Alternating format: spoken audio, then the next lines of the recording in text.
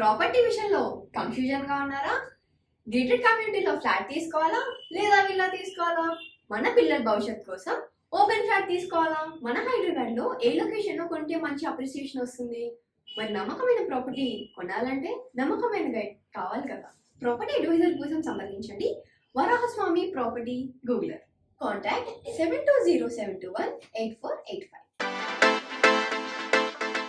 భక్తి దేవరాయ ప్రేక్షకులందరికీ నమస్కారం. ప్రేక్షకులకి హనుమత్ జయంతి శుభాకాంక్షలు. వృశ్చికంలో విశాఖ 4వ పాదం, అనురాధ 4 పాదాలు, జ్యేష్ఠ 4 పాదాలు ఉంటాయి. ఈ వృశ్చిక రాశికి ఈ నెలలో చాలా గ్రహాల దృష్టి ఉన్నది. ఎందువలనంటే శని కుంభంలో ఉండి వృశ్చిక రాశిని 10వ దృష్టితో చూస్తున్నారు. కుజుడు మేషంలో ఉండి వృశ్చిక రాశిని 8వ దృష్టితో చూస్తున్నారు. వృషభంలో శుక్రుడు, చంద్రుడు, బుధుడు, రవి, శుక్రుడు పంచగ్రహాలు వృషభంలో 5వ తారీఖుకి చేరతాయి. ఈ పంచగ్రహాలు వృశ్చికాన్ని 7వ దృష్టితో చూస్తున్నాయి. అందువల్ల వృశ్చికం మీద గ్రహాల ఒత్తిడి చాలా ఉన్నది. అయితే వృశ్చిక రాశి వాళ్ళకి యోగకారకం అనే చెప్పాలి. ఎందువల్ల అంటే శుభగ్రహాలైన గురు శుక్రుల దృష్టి ఉన్నది. అందువల్ల కుజుడు వృశ్చిక రాశికి అధిపతి. అందువల్ల కుజుడు వల్ల వృశ్చిక రాశి వారికి చాలా ఇబ్బందులు వచ్చే అవకాశం ఏమీ లేదు. అందువల్ల ఈ రాశి వారికి ఒత్తిడి ఉన్నది. ఒత్తిడి అంటే ఇది దేశగోచారంలో ఇబ్బందులని చెప్పవచ్చు. కుజుడు చూస్తున్నాడు కనుక, కుజుడు అగ్ని ప్రమాదాలకి భూకంపాలకి కారకుడు కనుక అగ్ని ప్రమాదాలు భూకంపాలు వచ్చే అవకాశం దేశంలో ఉన్నది. కుజుడు వృశ్చిక రాశి జలతత్వ రాశి కనుక శుక్రచంద్రుల దృష్టి ఉన్నది కనుక అకాల వర్షాలు ఎక్కువగా పడే అవకాశం కూడా ఉన్నది. వర్షాలు తుఫాన్లు కూడా వచ్చే అవకాశం ఉన్నది. వృశ్చిక రాశి మీద ఈ దృష్టి సప్తగ్రహాల దృష్టి ఉన్నది కనుక ఒక రాహుకేతువులు తప్ప మిగతా అన్ని గ్రహాలు వృశ్చిక రాశినే చూస్తున్నాయి. ఈ నెల 6వ తారీఖు వరకు. 6వ తారీఖు కూడా అమావాస్య వచ్చింది కనుక కొంచెం ప్రతికూల పరిస్థితులు ఉండే అవకాశం ఉంది. అయితే వ్యక్తిగతంగా వ్యక్తులకి జరిగే నష్టం చాలా తక్కువనే చెప్పచ్చు. ఎందుకంటే అన్ని గ్రహాలు ఈ వృశ్చిక రాశిని చూస్తున్నాయి కనుక రాజయోగం అనే చెప్పాలి వీళ్ళకి, వృశ్చిక రాశి వాళ్ళకి. ఆరోగ్యం చాలా బాగుంటుంది. అయితే చిన్న చిన్న ప్రాబ్లమ్స్ వస్తాయి. కన్నుకు సంబంధించిన ఇబ్బందో, తలనొప్పి లాంటివి చిన్న చిన్నవి వస్తాయి తప్ప ఇంకా పెద్ద పెద్దగా అనారోగ్య సమస్యలు అనేవి ఈ రాశి వారికి లేవు. కుటుంబంలో మాట పట్టింపు వచ్చే అవకాశం ఉన్నది. అందువల్ల కుటుంబంలో గొడవలు చేసుకోకుండా పరస్పరం కూర్చుని సంభాషించుకుని సమస్యను పరిష్కరించుకోవాల్సిన అవసరం చాలా ఉన్నది.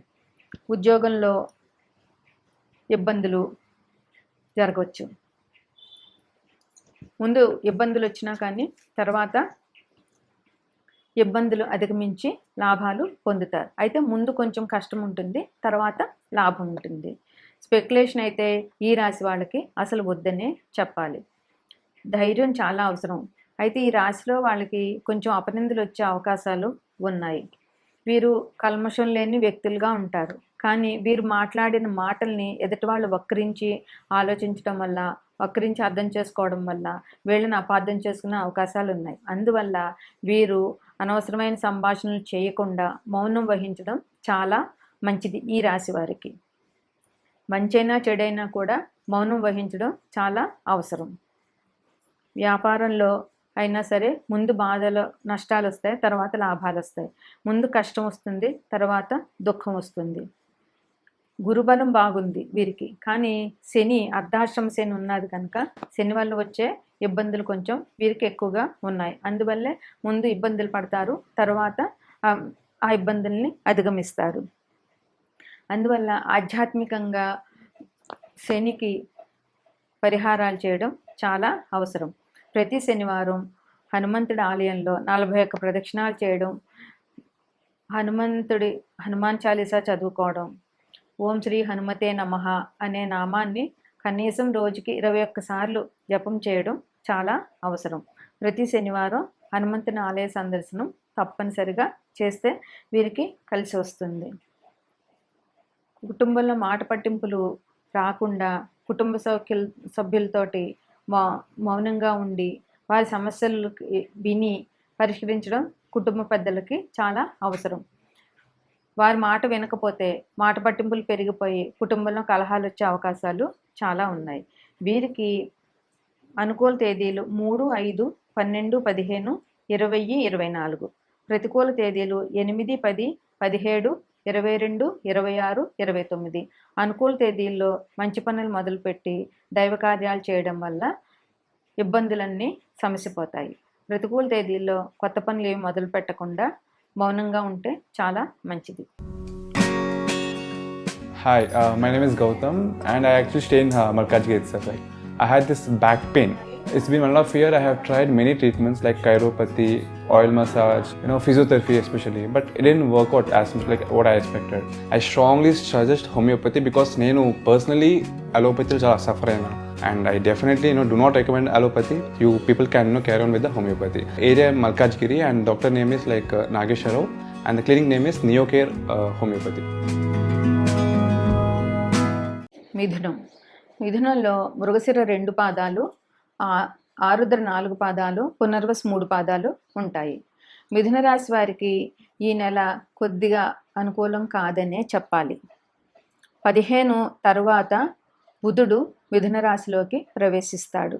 అలాగే రవి కూడా 15 తర్వాత మిథున రాశిలోకి ప్రవేశిస్తాడు. వీరికి కొద్దిగా మనసు చంచలంగా ఉండే అవకాశం ఉంటుంది. చిన్న విషయాన్ని కూడా ఆందోళన పడిపోయే అవకాశాలు చాలా కనిపిస్తున్నాయి. అందువల్ల ఆత్మస్థైర్యాన్ని కోల్పోకుండా ఇబ్బంది వచ్చినప్పుడు ధైర్యంగా ఆ ఇబ్బందిని అధిగమించడానికి ప్రయత్నం చేయండి. ఆరోగ్య విషయంలో జాగ్రత్తలు చాలా అవసరం. ఆరోగ్యం ఉంటేనే ఏదైనా సాధించగలుగుతాం. అందుకని ఆరోగ్యాన్ని ముందు శ్రద్ధ చేస్తే మనం ఏ పనైనా చేయడానికి శరీరంలో శక్తి అనేది ఉంటుంది. ఆరోగ్యాన్ని లేదని డేలా పడిపోతే ఏ పని కూడా చేయలేము. దానివల్ల ఇంకా ఆందోళన పెరుగుతుంది. శుభకార్యాలకి ధనం చాలా ఖర్చు పెట్టే పరిస్థితి ఉన్నది. దీనికోసం అప్పులు కూడా చేస్తారు.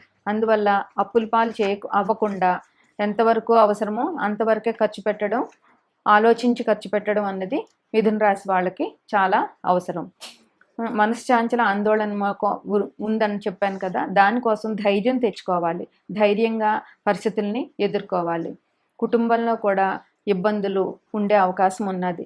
పరస్పర సహకారం లోపించవచ్చు. కుటుంబంలో సమస్యలు రావచ్చు. అందువల్ల కుటుంబ సమస్యల్ని అందరూ కూర్చుని మాట్లాడుకుని పరిష్కరించుకోవడం చాలా చాలా అవసరం. సంతానం విషయంలో కూడా చిక్కులు ఉండే అవకాశం ఉన్నది.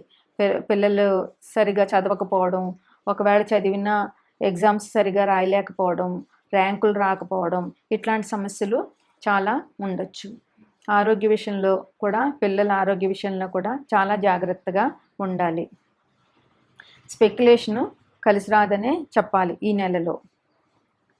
వ్యాపారంలో నూతన వరవడి అంటే మార్కెట్లో ఏ కొత్త పద్ధతులు ఉన్నాయి, ఏ పద్ధతిలో వెళ్తే వ్యాపారం బాగా జరుగుతుంది అనేది ఆలోచించి మార్కెట్ని పరిశీలించి మీకు ఏది చేయగలిగే శక్తి ఉందో దాన్ని ఆ కొత్త పద్ధతిని మీ వ్యాపారంలో పెట్టి మీరు వ్యాపారం అభివృద్ధి చేసుకోవాల్సిన అవసరం చాలా ఉంది.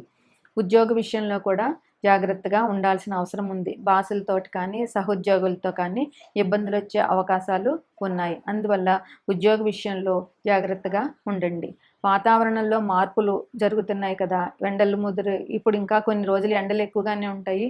ఆ తర్వాత వర్షాలు వస్తే ఈ ఎండలకి ఆ వర్షాలకి అనారోగ్య సూచనలు ప్రతి ఒక్కరికి జరిగే అవకాశాలు ఉంటాయి. అందువల్ల ఆరోగ్య విషయంలో ముందే జాగ్రత్త పడవలసిన అవసరం ఉంది. సంఘంలో మంచి పరిచయాలు పెంచుకుని తద్వారా మానసికంగా ధైర్యంగా ఉండొచ్చు.